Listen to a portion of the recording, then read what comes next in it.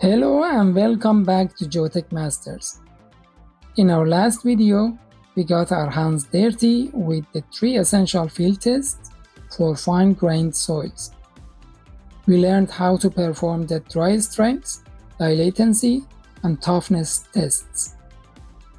Today, we will use the results of those tests.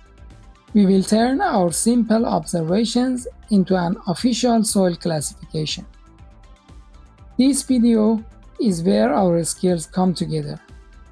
The observations we learned in the previous videos are the inputs.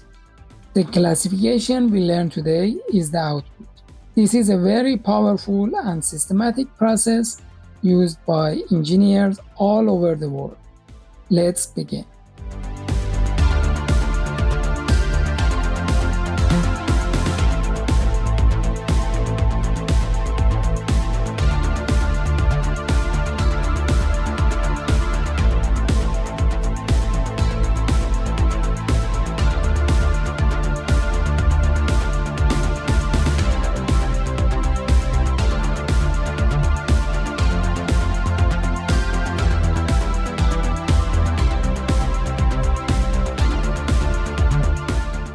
In this video, we will answer some key questions. What is the very first and most important decision we must make when classifying any soil? How do we use a flowchart to guide us to the correct answer, every time? And how do we use this system to assign a correct group symbol and name, like silty sand, SM, or lean clay, CL? We will focus only on the famous ASTM D2488 system.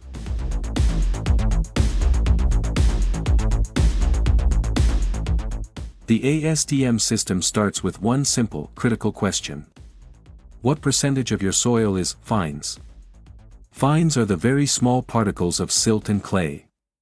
If 50% or more of your soil is fines, it is a fine-grained soil. If less than 50% of the soil is fines, it is a coarse-grained soil. This is sometimes called the 50% rule, and it is our very first step. To determine this, we imagine washing the soil over a special screen called the number 200 sieve. This sieve has very small openings, just 0.075 millimeters. Everything that passes through this sieve is a fine. Everything that is retained on this sieve is a coarse, which includes sand and gravel. In the field, we estimate this percentage by looking at and feeling the soil. This decision is the main gatekeeper of the ASTM system.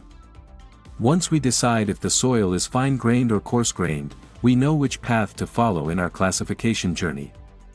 We will now look at each of these two paths, one by one.